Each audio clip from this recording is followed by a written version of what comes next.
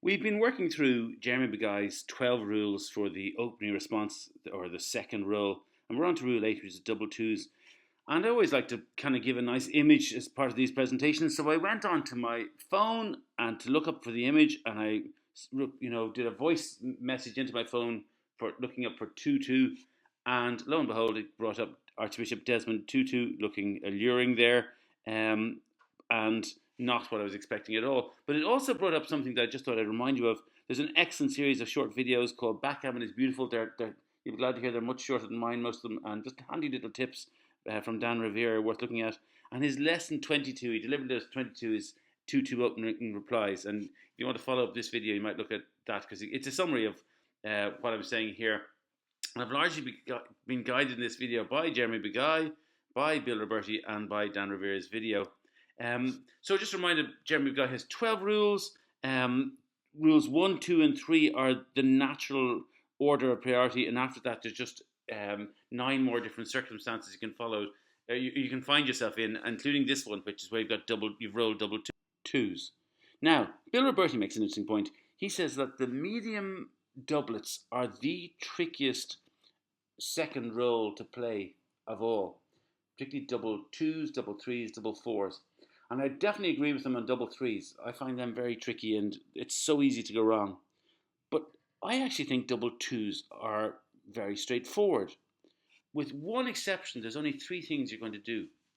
The first of these is the default option, as we call it, is basically to play 2 down from your midpoint to make your 11 point, and 2 down from your 6 point to make your 4 point. And you're going to find a theme that will run throughout this video. You're going to hear me say it repeatedly. With the second roll, in fact, throughout all the early rolls, if you roll double twos and you haven't made your 4 point, 6 to 4 with 2 of those with rolls is absolutely mandatory. So 6 to 4 applies throughout this video with 2 of the rolls. And I said, playing 2 down to the 11 point of the other 2 rolls is the default option. Of the 30 different circumstances you might find yourself in with double twos, for 19 of them, that's going to be the correct way to play the roll. The second option is, yes, you can play your 6 to 4, but if you're getting a bit blocked at the back, you play 2 up from 24 point to 22 point. And the third option is you make your 6 to 4, and then if you have a chance to hit with the other 2 rolls, you should do it. So, I said the default rule is to play 2 down from the 6 point and 2 down from our 13 point. Here's a typical example here. Our opponent has rolled 5-4, played a pretty standard play, and we're going to play 2 down from our 6 point and make a nice point in our 4 point. And I'll come back to this throughout the video. At any stage, I seem to find that at any stage, if you roll double twos and you haven't made your 4 point, it will be correct to play 2 off your 6 point and make your 4 point. It's just not the golden point, but it's the silver point. It's a really strong point and a really good use of double twos. So that's how we use 2 of the double twos. We use the other 2 to unstack our midpoint. So we'll take 2 down off the midpoint, and that's the correct roll for 19 out of the 30 possible scenarios you might find yourself in when you're playing in the second roll. Now you could say, look, one of the rules is fight for the 5 point. So we could come down from a 13 point and bring that checker forward and hit. We could, but the problem with that does, quite a good thing. Fighting for the 5 point is quite a good thing. If we compare doing that one quite a good thing to the default, the correct move, which does 4 good things. It unstacks our 6 point, it unstacks our 13 point, it makes our 4 point, which is really valuable, and it makes a good outfield point. And for that reason, that's by far the right move. And if you see the coming down and hitting is only the 5th choice option there, a big blunder, where you're better off playing the default rule. There are 2 sub rules and that you're going to have to kind of learn, and they're not difficult really. The first of all is after the 6-4, we make our 4 point. You're going to do that. After that, there are times we might follow up by making our 22 point instead. And really that applies, first of all, if our opponent makes a point in their home board. So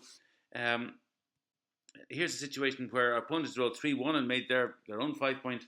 They're threatening to block us in. They've got a good prime starting to build there. So we want to kind of stop them doing that. So we'll make our 4 point, always going to be right. But then after that, rather than making our 11 point, let's try and get away from them blocking us in, and we just move forward 13 to 11. It's not a disaster to do the default roll. It's never a disaster to do the default roll. It's either best or second best, but we might as well get the best option, which is to just bear in mind that we're protecting to be blocked in. We should avoid it. Now that was when they made a 3-1. If they made a 4-2, same thing. We're going to come out to the 24 point with the other two rolls. Well, after 6-4, we can't. If they'd made played 5-3 and made their 3 point, well, we're blocked from doing that, so we just have to go back to the default roll. There's no other option. But even with the 6-4. Bill Roberti says it's a toss-up.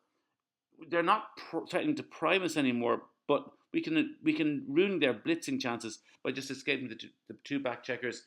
It is much of a muchness. Actually, my mobile phone version of XG gave the default roll as the better play. I think some of the better, higher qualities of rollout that you put it through XG will give the 24-22 as the better play. Either way, it's probably the easiest way to remember it. If they make a home board point, you play 24-22 with two of the checkers. Now, if they don't make a home board point, so here they've played 6-1 and made their bar point, that's actually not a very flexible position that they have, and they're not really as much threat. So for that reason, we go back to the default roll. So it's only if they make a home board point that it matters. So that's one reason you play 24-22. The second reason comes in three forms. Jeremy Begay calls it if your opponent plays down, and by that he means if he plays two from his midpoint down into his outer board. That's not always 100% accurate. So I tweaked that second rule slightly and changed it into it's not about bringing two down, it's about whether your opponent is threatening to make a point in their home board. And the only problem with that tweak is that it's very hard, define threatening. It's a very subjective analysis. So it really comes down to the condition of their 9 point. Have they a good builder on their 9 point? So my final version of what's that? Sub-rule 8A subsection 2 is we will play 6-4-2 and follow up with the moving two from the back. If they have a useful builder on their 9 point, and there's only three rolls that our opponent kind of made that apply here. If they played a 5-4 by bringing two down, if they played a 4-3 by bringing two down, or if they played a 4-1 bringing one checker down to the 4 and splitting it at the back. They're the only three circumstances where this would apply. Where you play the 24-22 as part of. Oh yes, you'll play 24-22 if they made a home board point. But the only other three situations where you'll play 24-22 is that played one of these three roles. And I said the builder on the 9 point kind of key to this here. So if you look at this example here, look up the top there. Black rolled a 5-4, brought two down from the midpoint. And they've lovely ammunition. They're starting to build a great attack there. So for that reason, after the 6-4, which is kind of pretty much mandatory, we come out at the back and we just, yes, they might make as Bill Roberti says, they have a credible blocking threat. But one of our chief goals in the opening is to make sure our backmen don't get trapped. So as they start to get more and more threatening, our opponent gets more and more threatening, it becomes more and more important to make the 11 point. Now, you might look at that and say, well, hang on, we could hit the black check up the top there and kind of come on forward like that. You can, of course, do that, but it sacrifices too much in the way of point-making possibilities. Simply doing that limits the power of what we can achieve. But if you compare that to the correct move, we've made our silver point, our 4 point. We're starting to build an attack of our own. Plus, if black does try to prime us there, well, we can just easily skip it later in the game. So for that reason, that's the correct move. And the hitting move is a blunder there in third place. Now, can I emphasize once again that the key to this threat is the fact that they have a builder on their 9 point. That's the essential thing. If they played a 5-2 and brought two down and said, Jeremy Begay would say, you do the same thing, you play 24-22 with two of the checkers. The answer is no. The corrector, he would call that a substitution. You know, by substitution, if you've watched the earlier videos, you know he means not a hugely humongous mistake. But if you want to do things right, it's for me, it's all about having the black having the checker on their 9 point. It's just such an attacking force. When they have it on their 11 point, it's just far, or their 10 point, it's far less significant. And here's another good example of it where they didn't bring two down. Black just brought one down with their 4 and split at the back with the 1. Should we play the kind of move to avoid being blocked in here? Absolutely, because they've got the best possible builder on their 9 point. They are threatening to block us in, so we move forward to 22 point to limit that. Same would happen with the 4-3. Now they've got lots. This is even more juicily attractive up at the top there in terms of their attack. So we've got to make sure that we push forward to the 24-22, and anything else becomes quite a significant error. If they played 3-2 at the start, well said, Jeremy Guy says 2 down, you come forward 24-22. It wouldn't be a disastrous thing to do, but technically speaking, you're better off playing the default play. And I keep coming back to it. It's the checker on the 9 point that really will determine whether you move forward or not. This second sub-rule is probably going to be fairly automatic, which is just if our opponent leaves a blot on our 20 point, which is their 5 point, or their 9 or on our 9 point, we should hit it if we can, and then we play the 6-4. So here's the situation. If you look at the top there, black has played 2-1 and slotted their 5 point, which is a very normal, natural play, and that happens often. We roll the double twos. Well, what are we going to do first? You know, at this stage, we're going to make the 4 point. It's just too good a point to pass up. But what can we do up the top there? Well, I think, as I said, it's fairly obviously, you think, let's hit our opponent, send them back. And for that reason, that's the correct move. And anything else is a blunder. Similarly, if slightly different position, this time black has played the probably more unusual opening role of kind of going, playing a 6-2 and moving forward from 24-16 onto our 9 point. Well, again, we've rolled double twos. What are we going to do first? We're going to make our 4 point. But look again to the left-hand side of the board here. We can come down 13-11, on 11 to 9, and send black back. And that's the right move in this situation. So if we can hit on our 9 point or our 20 point up the top, we should do that. But we still make the 6-4. You might say, here's a situation where black has rolled a 4-1, and this is, I think, is the way Michi plays a 4-1. They've brought one down and slotted their 5 point. We've rolled double twos, and we've got choices here. We could run forward all the way and hit 2 checkers. 2 in the bar is better by far. However, it doesn't really, we've got a big racing advantage here, but we've achieved nothing long term. Black can hit us back. You know, we've no long term assets, so we're not. Just you have to remember, we always play the 6-4. We go back, we play 6-4, and we just hit the 1 checker and be satisfied with that. Yes, we could have put 2 of black checkers in the bar, but this way we've a better long-term asset in the terms of our 4 point. And it's a blunder, not a seismic blunder, but it's still a blunder to hit the 2 checkers. And that's just one to remember. There's only one time you will run forward to the back and hit on our 16 point. And it's after black plays a 6-4. And just kind of look at the situation here. Black has played a 6-4. They've gone 24-18 and 13-9, which is kind of the normal way to play it. And they have Bill Roberti really likes this position. He says it's such a well-diversified position. Because if you go through all the different roles they could get, every role, 3-2 doesn't play particularly well for black next go. Double fives doesn't play particularly well for black next go. That's it. The other 33 roles, black can do something either good or really good. So for that reason, we don't play the default role. This is the occasion when we do run forward and hit, because we just can't let them have so many good rolls next go. So it's just one to remember that just with the, if black plays a 6-4 the usual way and we roll the double twos, we should hit them. It's the only single time you won't play 6-4 with 2 of your checkers, and it's the only single time where you run the back checker forward 4 rolls and hit. Finally, no, sorry, it's not finally. I have two things more to do, but one is just I just thought an interesting history lesson. Bill Roberti, one nice thing about his book, in each of the chapters, he gives a little story about, well, what used to happen and how did we used to play these things. So there's quite an instructive. I thought this was quite an instructive way of doing it.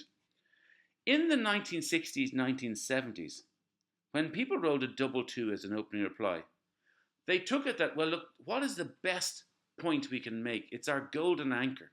And can we do that with the double two? Yes, we can. We can just come forward 24 to 20, and then the other checker 24 to 20, and we've made our golden anchor. And in the 1960s and 70s, that was the established wisdom of how you played double two as an opening reply. No matter what our opponent rolled, we made our golden anchor.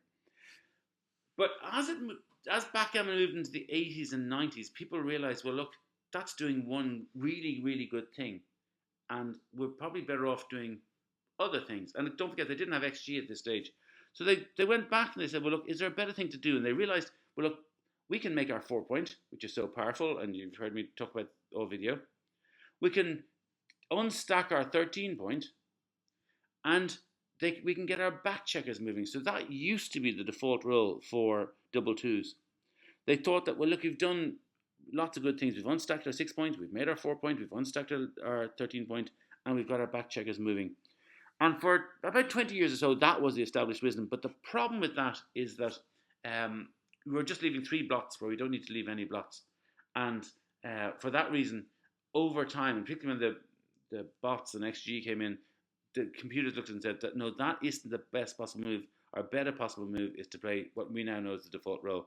I just thought that was an interesting, might help you remember the default roll and just the logic of what has happened over time. Finally, just one other thing that Dan Rivera makes a really interesting point, and I haven't seen this from any other experts, but with double twos, if we're playing in a gammon save position, we should just be guided by that little history lesson and just look at this situation. So throughout all the positions in this video, if you look down the left-hand panel there, you'll see the scores mean 0-0. So if you can see there, I don't know if you're used to XG Mobile, but that's where it gives the score. So down the left-hand side there, it says 0-0 in a match of 13 points. If we change that score, keep the position, but change that score, at 0-0 we have our default roll. But if we change that score and make it now, we're 12-11 up in a match of 13 and it's Crawford. Well, if we lose this game, it's not the end of the world. But if we give away a gammon, we've lost the match. So for that reason, we're in a position gammon save. And imagine most people, if you look at the earlier videos, you'll have seen what I mean by gammon save. We don't want to give away a gammon here. And at gammon save, when you play double twos, we are best making our golden anchor. So we just chunk 2 of our forwards, or 2 of our checkers forward with one of the sets of twos, and then with the other sets of twos. We make our golden anchor. We won't win as many games that way, but we will give away less gammons. And that's our biggest thing here, is we want to try and avoid gammons if we can at all. And for that reason, that's the right move. So that's it. Very straightforward double twos, really. Just apart from that one exception where your opponent rolls a 6-4, and you can come out to hit them, really all the other occasions you're going to play 6-4 with 2 of the rolls, and then if you can hit a blot in your 20 or 9 points, you will. If you can't, if you're under pressure and in danger of being blocked in, you'll come forward with your back 2, and otherwise every other roll you just play 2 down from midpoint. So nice and easy to remember, I think, with those ones. Just breaking them into those categories, it's doable. Finally, just one other thing to show you. As I said, when I was looking for images for this presentation, I spoke into my phone, into the Google search there, and said, looking up for images for 2-2, and the other image that came up straight away was a man at the Brandenburg Gate in a 2-2. And I don't know why Google's AI thought that would be appropriate for backgammon players. Maybe that's the feeling when you rolled the best Joker move of all time. I don't know. But I just thought I'd share that with you. Next video we'll be looking at double threes. And as I said, for me, double threes is the trickiest opening roll of all. Because there's so many different possibilities. You're moving such large amounts of material around the board, and it's so easy to go wrong. So stay tuned for next video, which will hopefully be a helpful explanation of double threes.